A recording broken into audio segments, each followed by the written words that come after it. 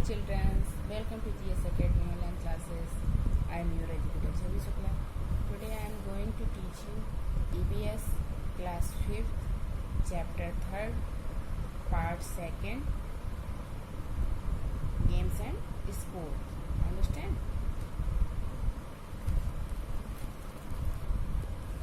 इसके पार्ट 1 में हमने पढ़ा गेम्स, टाइप्स ऑफ गेम्स और individual game and importance of games, इन सारी चीज़ों के बारे में हमने इसके फर्स्ट पार्ट में पहले ही पढ़ चुके हैं। अब हमें बताते हैं कि इंडिविजुअल गेम तो हम बता ही चुके हैं, अब हम बता रहे हैं दल खेल, यानी कि टीम गेम, जो गेम टीम में खेले जाते हैं। हमें कुछ गेम तो बताए भी थे, इसके बारे में बताया था, हॉकी और फुटबॉल के बारे में बताया था फर्स्ट पार्ट में इसके। अब हम spirit, what is team spirit, अब हम बताएंगे कि टीम की भावना क्या है, दल की भावना क्या है। In a team game every player plays according to the need of the team on the basis of understanding. Team game में प्रत्येक खिलाड़ी समझ के आधार पर टीम की जरूरतों के अनुसार प्रदर्शन करता है। अंडरस्टैंड? समझ में आ रहा है? टीम में जब खेला जाता है तो जो टीम की जरूरत होती है, ये नहीं कि अगर बॉल हमने पकड़ ली तो हम ही पकड़ के रहेंगे उस बॉल को, दूसरे किसी खिलाड़ी को नहीं देंगे। जरूरत, टीम की जरूरत के हिसाब से ही हम वर्क करेंगे, प्लेइंग करेंगे। अंडरस्टैंड?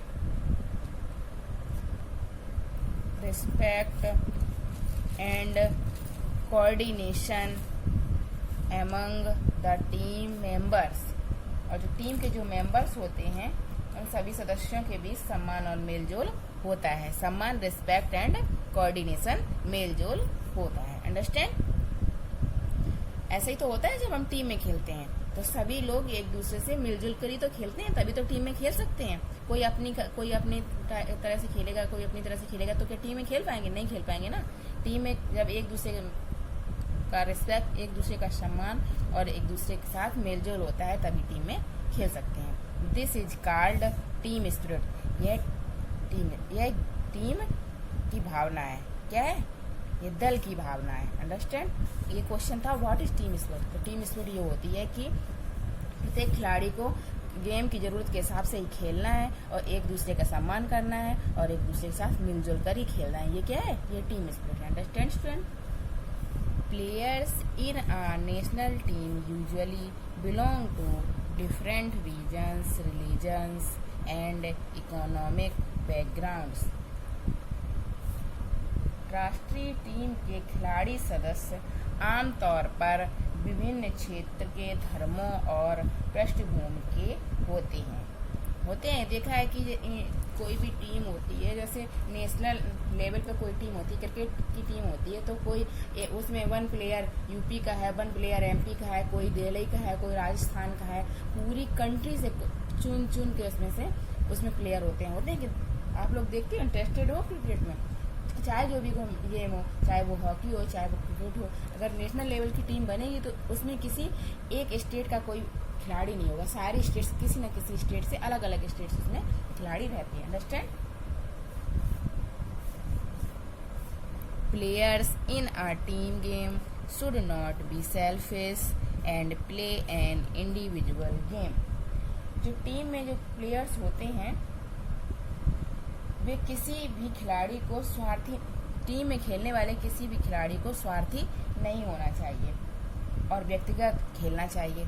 टीम में खेलने वाले किसी खिलाड़ी को अपना स्वार्थ नहीं देखना चाहिए, बल्कि टीम के अकॉर्डिंग, पहले ही बताया गया है कि टीम में जो खेलता है वो टीम की जरूरतों के हिसाब से प्रदर्शन करता है। इंडिविजुअल होकर खेलता है, वो अपना समझ के खेलता है कि ये हमें ही खेलना है, हमें ही जीतना है। सारे जब प्लेयर्स यही सोचते हैं कि हमें जीतना है, तभी तो जीत सकते हैं। For example, in the game of football a player has to quickly pass the ball to the another player so score a goal. उदाहरण के तौर पर फुटबॉल के खेल में गोल करने के लिए बॉल को जल्दी से एक खिलाड़ी दूसरे खिलाड़ी को पास करता है, बहुत जल्दी से क्विकली। गोल करने के लिए, गोल मीन्स उसमें जो नंबर मिलते हैं उन्हें पाने के लिए एक खिलाड़ी को दूसरे खिलाड़ी की तरफ बॉल को बहुत जल्दी क्विकली पास करना पड़ता है। Understand. But a selfish player keeps the ball to himself herself and spoil the game. लेकिन एक जो स्वार्थी खिलाड़ी होगा वो बॉल को अपने पास रखेगा, आगे वाले प्लेयर के पास नहीं करेगा, तो वो गेम को खराब कर देगा, स्पॉइल कर देगा या कर देगी। Understand. This is not team spirit. यह क्या है? यह टीम की भावना नहीं है, ये समूह में खेलने की भावना नहीं है। अगर वो ये करता है कि बॉल को अपने पास से दूसरे के पास नहीं करता है और गोल नहीं बना पाता है, तो वो टीम स्पिरिट नहीं होती, वो टीम की भावना नहीं होती। Understand. The players in a team must play together as a team and show team work. The players in a team must play together as team and show team work. जो team में player होते हैं उन्हें एक साथ खेलना चाहिए और उन्हें टीम वर्क दिखाना चाहिए और उन्हें टीम का कार्य दिखाना चाहिए। अंडरस्टैंड। टीम स्पोर्ट दल खेल जो साथ में खेले जाते हैं उनसे।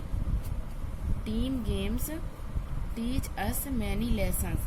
टीम गेम जो होते हैं वो हमें बहुत सारे सबक सिखाते हैं। टीम गेम जो दल में खेले जाते हैं उनसे हमें बहुत से सबक सीखने को मिलते हैं। Here are some essential features of all team games. यहाँ कुछ टीम गेम की आवश्यक विशेषताएं दी गई हैं। ये देखो नीचे लिखिए, पॉइंट लिखे हैं, वो सारी टीम गेम की क्या है? Essential features. क्या है वो? टीम गेम के सारे एसेंशियल फीचर्स हैं कि हमें टीम गेम से बहुत से सबक से सीखने को मिलते हैं और इसमें जो आवश्यक फीचर्स हैं वो ये दिए गए हैं। Coordination among the team members is very important. Team के सदस्यों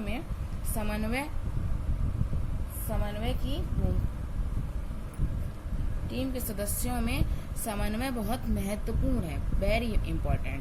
समन्वय मीन्स आपस में मेल जोल बहुत ही महत्वपूर्ण होता है। टीम तभी बन सकती है जब खिलाड़ियों का आपस में मेल जोल हो, उनके विचार मिलते हों, तभी टीम बन सकती है। कोई अलग विचार का हो, कोई अलग विचार का हो तो फिर वो टीम नहीं बन सकती है। Understand. Next point, each team member should guide and motivation other. Each team member should guide and motivate others. Team के प्रत्येक सदस्य को एक दूसरे को प्रेरित करना चाहिए। टीम के प्रत्येक सदस्य को एक दूसरे को प्रेरित करना चाहिए। किसी से ये नहीं कहना चाहिए कि आप अच्छा नहीं खेल सकते, आप कुछ नहीं कर सकते। सब लोग टीम में जब मिलकर ही काम किया जाएगा तभी गेम हम जीत सकते हैं। Understand. Everyone's contribution is equally valuable. सभी का टीम में जो योगदान होता है वो इक्वली होता है, मीन्स बराबर होता है, बराबर वैल्यू का होता है। Understand. The captain or leader must play an inspiring role.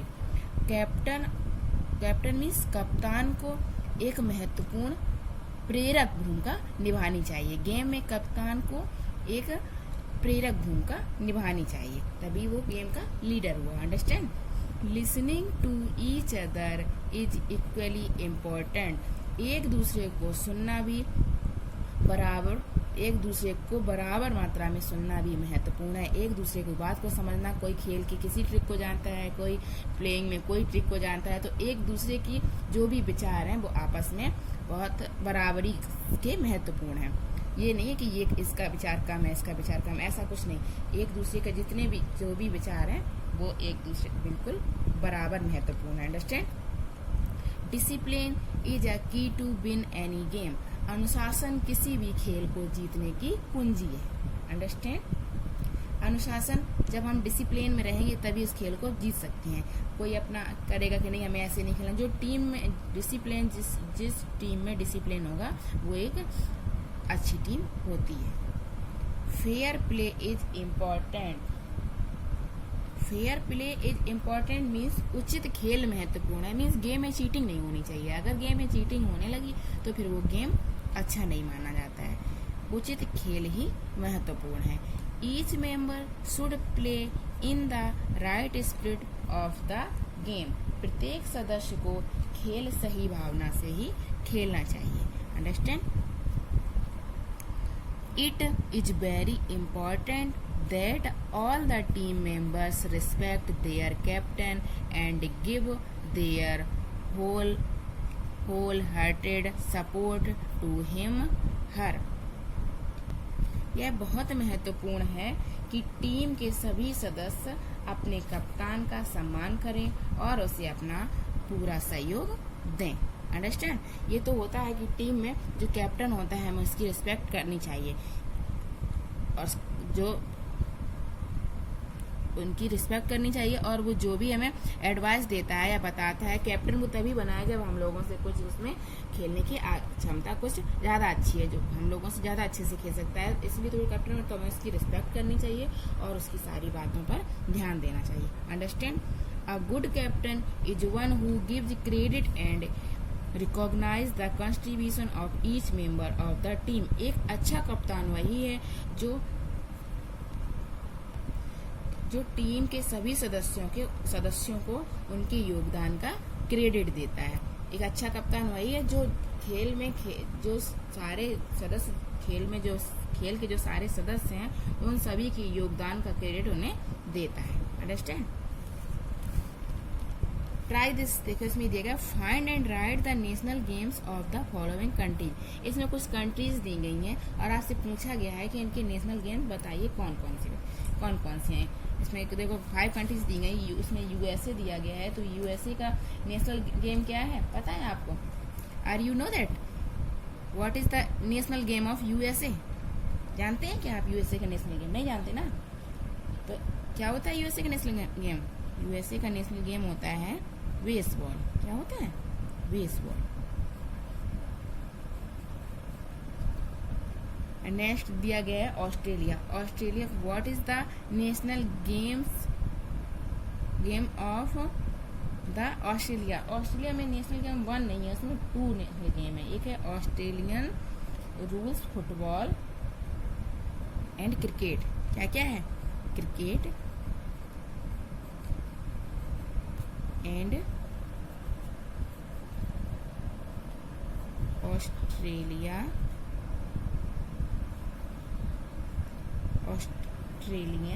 Rules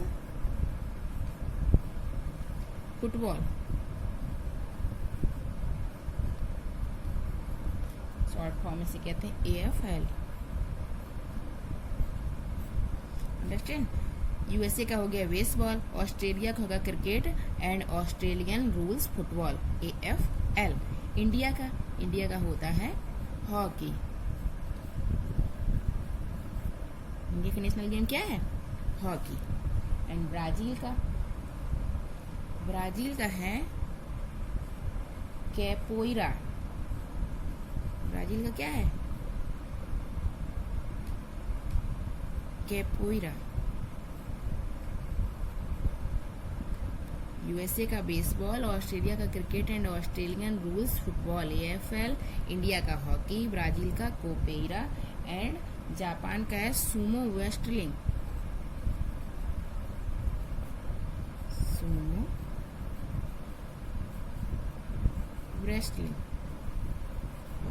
Understand? And now, besides being a medium of individual excellence, sports and games have also been an effective means of bringing glory for the country and enhancing the country's prestige and status in the community of countries। व्यक्तिगत उत्कृष्टता के साथ साथ खेल देश और देश के लिए चमक लाने का एक प्रभावी साधन होते हैं। सच है कि जो गेम होते हैं वो एक व्यक्तिगत उत्कृष्टता तो बनाते ही हैं कि वो जैसे सचिन तेंदुलकर ने देश के लिए, सचिन तेंदुलकर ने खेला तो सचिन तेंदुलकर का नेम वर्ल्ड में सब लोग वर्ल्ड फेमस हो गया है ना, और बाकी उनके खेल से देश में जो चमक आई है कि सचिन तेंदुलकर ने देश के लिए ये जीता, सचिन तेंदुलकर ऐसा, कपिल देव ने देश के लिए वर्ल्ड कप जीता, महेंद्र सिंह धोनी ने देश के लिए वर्ल्ड कप जीता। तो वो उनकी जो पर्सनल, उनका जो इंडिविजुअल एक्सीलेंस है वो तो है ही कि उनके पास वो इतने अच्छे खिलाड़ी हैं। बाकी जो उन्होंने जीता वो देश के लिए भी गौरवान्वित करने वाली चीज़ें हैं और खेलों के द्वारा दूसरे देशों की स्थिति से अपने देश की प्रतिष्ठा भी बढ़ाते हैं। जो दूसरे देशों में जाके खेलते कुछ तो उन्हें ये देखो, इंडिया ने वर्ल्ड कप जीता, जब मेजर ध्यानचंद थे तो हॉकी बहुत बार जीती गई, तो हॉकी जीता है कि नहीं। कपिल देव ने जब वर्ल्ड कप जीता, महेंद्र सिंह धोनी ने जब वर्ल्ड कप जीता, तो देश की, महेंद्र सिंह धोनी का तो बड़ा ही नेम, बाकी देश का भी सर गौरवान्वित हुआ। Understand. It is a matter of great pride and honor to represent the country in international sport events like the Olympic Games, World Championship, Asian Games, etc. It is a matter of great pride and honor of represent the country in international sports. International अंतर्राष्ट्रीय sports में country का मान सम्मान और प्रतिष्ठा को represent करता है। क्या रिप्रेजेंट करता है? Sports events like Olympics games होते हैं, ये भी प्रतिष्ठा बढ़ाते हैं अपने देश की। वर्ल्ड चैंपियनशिप जो होती है, एशियन गेम इत्यादि, ये सभी मैटर्स जो होते हैं वो हमें, जो हमारे देश की प्रतिष्ठा को ऊपर आगे ले जाते हैं। Understand children? National player is recognized everywhere and is regarded as a hero by the people of the country. राष्ट्रीय खिलाड़ी को हर जगह पहचाना जाता है और देश के लोगों के द्वारा एक नायक के रूप में माना जाता है, हीरो के रूप में माना जाता है। Understand? So now we are going to teach you opportunities for girls and boys, equal opportunities for girls and boys. अब देखा है कि ये नहीं है कि गेम्स में ओनली बॉयज ही खेलते हैं, गर्ल्स भी बराबरी का हिस्सा लेने लगी हैं गेम्स में।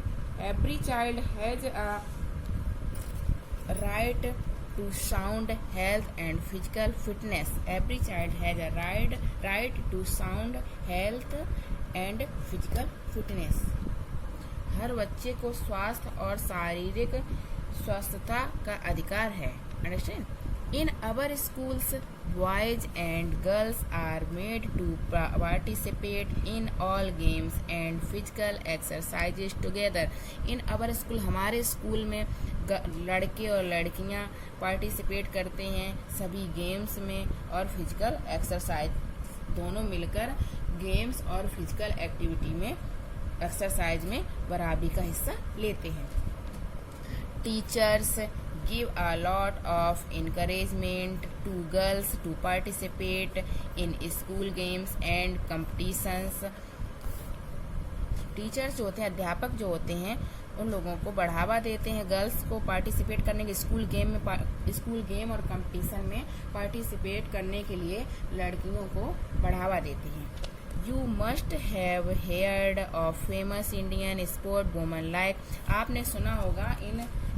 आपने सुना है इन फेमस प्रसिद्ध इंडियन स्पोर्ट वुमेन मीन्स खिलाड़ियों को, महिला खिलाड़ियों के बारे में सुना होगा। लाइक पीटी ऊषा जो बहुत अच्छी धावक हैं, कर्णम मल्लेश्वरी, कुंजा रानी देवी, अंजू बॉबी जॉर्ज, सानिया मिर्जा एंड साइना नेहवाल। ये सारी गर्ल्स जो हैं ये बहुत ही पॉपुलर हैं गेम्स में, है कि नहीं? साइना नेहवाल का नेम सुना है? बैडमिंटन की अच्छी खिलाड़ी हैं। They have excelled in their chosen sport and brought fame to themselves and the country. उन्होंने अपने चुने हुए खेल में ख्याति प्राप्त की, उत्कृष्ट मतलब ऊंचा प्रदर्शन किया और अपने देश के लिए ख्याति प्राप्त की। अंडरस्टैंड? ये कौन है, जानते हैं? कौन है ये है पीटी ऊषा। कौन है? पीटी उषा, और ये साइना नेहवाल बैडमिंटन प्लेयर, ये धावक हैं, ये Sania Mirza tennis player. Did you know that Sania Mirza became the first Indian woman to enter the third round of any Grand Slam singles? Sania Mirza एक वर्ल्ड की पहली महिला है जिन्होंने, सानिया मिर्जा जो है वो ग्रैंड स्लैम सिंगल्स के थर्ड राउंड में भारत की पहली महिला हैं जो ग्रैंड स्लैम सिंगल्स में के थर्ड राउंड में पहुंची हैं। कौन? सानिया मिर्जा। समझ में आ रहा है? आई होप दैट इस लेसन में आप लोगों ने गेम्स के types, individual game, team games, इनके बारे में अच्छे से समझा और आपको ये सारी चीज़ें अच्छे से समझ में आई। Equal opportunities for girls and boys, जो इक्वल अपॉर्चुनिटीज़ हैं गर्ल्स और बॉयज़ की खेल में, वो भी आप लोगों ने अच्छे से समझी। समझ में आ रहा है? और आपने अच्छे से ये किया। जो इसके आगे का जो चैप्टर की जो एक्सरसाइज, क्वेश्चन आंसर सारी अगली वीडियो में हम बताएंगे, आप लोगों को अच्छे से समझ में आएगा। ठीक है, okay childrens, bye bye, take care.